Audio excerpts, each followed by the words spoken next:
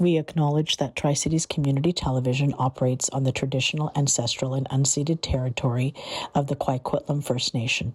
We thank the Coquitlam who continue to live on these lands and care for them along with the waters and all that is above and below.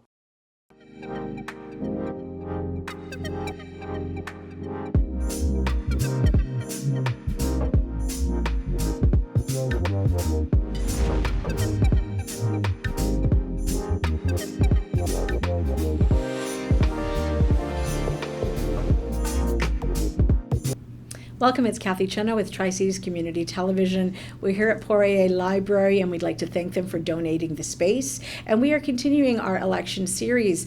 And today we have in the studio someone who's running for mayor for the city of Port Moody. We've got Haven Lurbiecki here. Welcome to the studio and thanks for being here with us. Yeah, thanks for having me. Absolutely. Thank you. Nice to see you too. So let's just jump right in. Why are you running for mayor for the city of Port Moody in this election? I'm running for mayor because all the time I'm hearing from residents that are concerned about the direction that Port Moody's headed in and telling me, this isn't what I thought I was voting for. Right. I have been motivated by that to be able to step forward and bring change to the council table, but not just me. I'm running with a team under Port Moody Voice, so I'm running with other people who are equally committed to being accountable with what we're running on, so people can know exactly who we are and what our vision is. But the difference is that vision is coming from the community, so we're super excited to have the opportunity to bring change to our city. Well, that's fantastic. And what's one issue that you believe matters most to residents in Port Moody? It's not what I believe, is what I know. And we have, our survey results or our engagement results or reading emails or listening to what people say when they come to talk to us at City Hall. And there's different aspects, but it always comes back to development and traffic, which is connected to development. So there's different things of that, right? Like some people are concerned we're not building the right housing in Port Moody. Like, for example, this council has endorsed a plan for 14 towers up to 40 stories in Moody Centre. That's a big concern for people. Why is that concern? Maybe it's the traffic impacts. Maybe they're concerned about parks not keeping up or recreation not keeping up. So no matter which way you look at it, I think that's the top of mind for people in Port Moody. Okay. If elected, what are your top 3 priorities for Port Moody? So we recently released our first platform piece, which was trust and accountability at City Hall, and that wasn't by mistake. Because I think that people are looking at City Hall and they're concerned that it's feeling less accountable and less transparent than in the past. So that's our number one priority, to bring that back to City Hall, whether that's through making sure that we limit closed meetings and we have proactive release policies, making sure that our platform becomes our strategic plan that we report out to the community on. So once we have that frame set up, the next thing that we're going to do is get back to our planning. We need to go back to the drawing board on our community plan and make sure it's a plan that represents the community and is going to get us the housing that we actually need, like family housing, seniors housing, affordable housing, and rebalance what I think is a very unbalanced situation. And then lastly, to support all that, we need to make sure we can manage the impacts of growth and pay for that. Right. So things like our developer fees, they have not been increased. I was the only vote on council to not delay increasing what we're collecting to pay for things like critical infrastructure. And again, when you asked what people care about, that's top of mind related to growth is our infrastructure. So bringing trust and transparency back to City Hall, going back and having a community plan that represents the community, and making sure we're prepared for growth through infrastructure funding. Mm-hmm. Okay. What would success look like for Port Moody as you come into mayor? If you got the job tomorrow, what does that look like for you? This is the most exciting thing for me to think about, right? It's not doom and gloom. It's very exciting when we think about the future of Port Moody. The vision that I have as mayor, if I was mayor, and Port Moody Voice, is one where we have rebalanced our city. People love Port Moody because of the community feel that it has. And when you think about a community, it has many aspects. It's not just housing. You need to have housing that meets people's needs. You need to have parks, recreation that can keep up. You need to have good paying jobs in your city. You need to be able to get where you need to go in a reasonable amount of time. So our exciting vision for the future is a balanced city that can meet all those needs for the people that live here, not only today, but the people that move to Port Moody because they want to experience those things. So right. Yeah, we have a lot of opportunities to get there, and it's really exciting. Right, you talked a little bit about housing, so we'll touch on it as well. It's a major concern, of course, in all of the Tri-Cities, but specifically in Port Moody. How do we balance growth, affordability, and protecting Port Moody's character? Well, I can tell you what doesn't do that, in my opinion, is, again, when you look at plans that are bringing, 14 towers up to 40 stories just in 4 square blocks around the SkyTrain alone. And there's many other developments either approved or proposed similar in scale. And the reality is this, you cannot bring in that type of development and that level of growth and think Port Moody won't change. Like right now, we're on a path to the absolute transformation of our city. And that's what people are concerned about. No one that I speak to is against growth. They just want to make sure that it's balanced and reflective of the place that we live. So I think that we can absolutely get there. And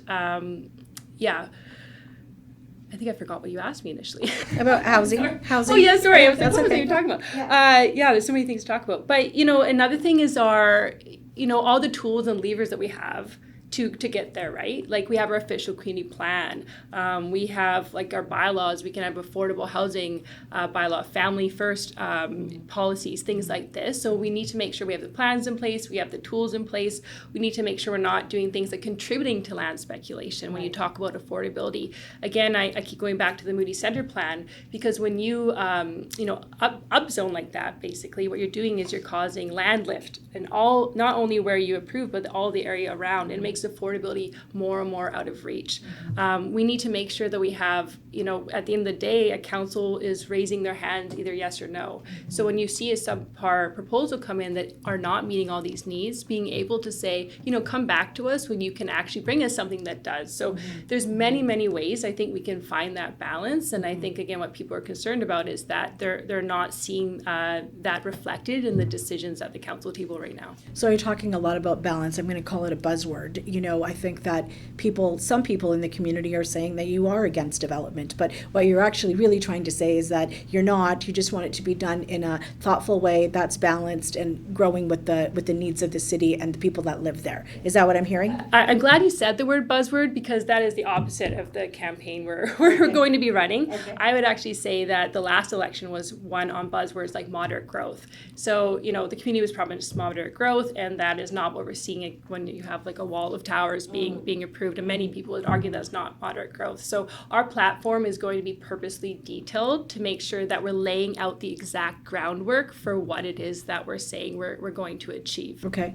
And just to follow up on that, people love to throw out the term like NIMBY and things like that. I'm just going to flat out say that I think that is designed to shut down any reasonable conversation about what it is we're building. And, my voting record speaks for itself. I have supported developments that I felt have met the needs of our community, and I have tried to improve ones that have not. And that's exactly what I would continue to do as mayor and with the Port Moody Voice team. Right, great, good.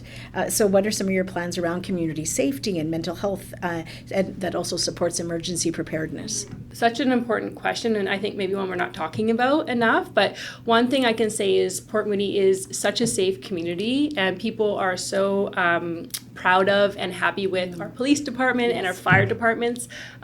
Because we're a small community, they're able to keep a level of service up that has people feeling safe. And again, it's not just me saying this. When we look at our community satisfaction surveys, that's exactly what we see. So I feel we're very well prepared in terms of our emergency planning and our emergency response. Again, like we live in a very green area, and we think about wildfires and things like that. I know the city is well prepared, so I'm confident in that as we go forward. Great, that's great. So Port Moody prides itself on parks, trails, and the environment. How would you protect and enhance these community assets?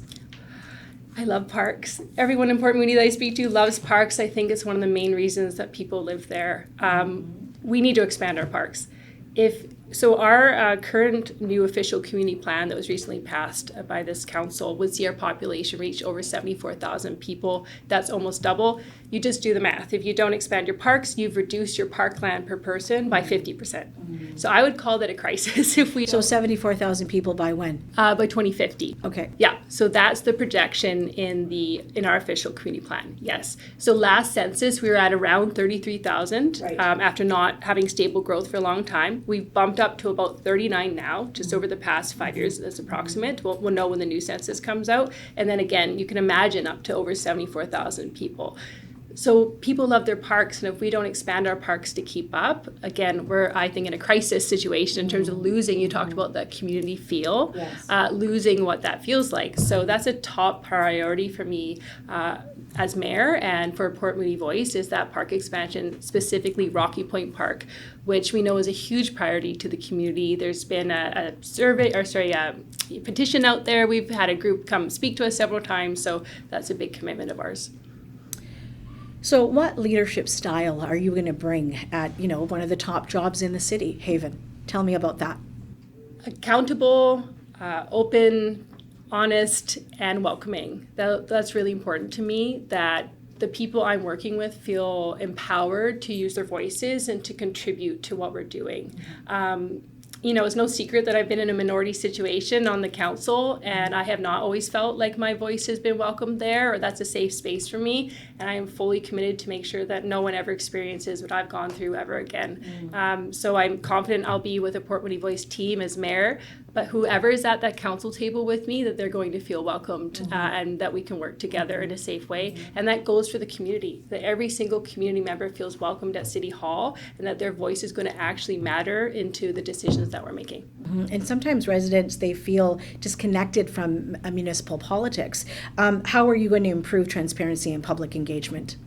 So what I'm hearing a lot from people is they've done the things, right? Like, I sat at my kitchen table and I filled out the survey that took me 20 minutes. I've sent you an email, I came to speak, and I didn't see what I told you leading to change. And I think people are actually feeling discouraged from seeking out those opportunities to being connected. And I think that the key to resolving that is to bring community voices back into decision making and make people feel heard, and that they can see the outcomes of their input. And that's what I'm fully committed to do as mayor. Okay, and this question is going to be hard for you, because I'm going to ask you, what's the one thing that you absolutely love about Port Moody? It is connection. It's connection to nature. Is connection to each other, is connection to our history, our shared history. It's just that feeling of connection. And I think that's what brings people to Port Moody, that makes it so special and that people don't want to lose. So as we evolve, as we move into the future, as we grow, how can we maintain that connected feeling in Port Moody? And that's why I love so much about where we live. One of the things. I know, there's so many. It is a beautiful city. Tell voters something that they may not know about you. They might not know. So some people have born and raised in Port Moody, and I think that's amazing. Some people are very new. I actually chose to live in Port Moody when I was very young, just 18 or 19, and going to Simon Fraser University. And they might not know that I rented a room from someone in the city, and I was like, this place is amazing. And I built my life around Port Moody. And I've gone to school for a few years here and there, but I've always come back, and I've always known I wanted that to be my home. And that's really where my passion comes for our city. Is I chose to be there, and I continue to choose every single day, and I want that to be my future for generations to come, and I know that's so important to others too. Fantastic. And where can people get more information about Port Moody Voice and find out more about your platform and your team? PortMoodyVoice.ca is our website. You can follow us on Facebook. We do tons of updates there, so make sure to follow us and share to others, and reach out to me anytime. I love to connect with residents. Okay, well, that's fantastic. Today you're hearing from Haven Lurbiecki. She is running for the mayor spot in Port Moody, and she talks about trust and transparency, and that's something that she's going to bring at Port Moody's head job if she's elected on October 17th. So remember, get out there and vote on October 17th, and we'll see you at the polls. Thanks so much for watching. I'm Cathy Cena. Until next time.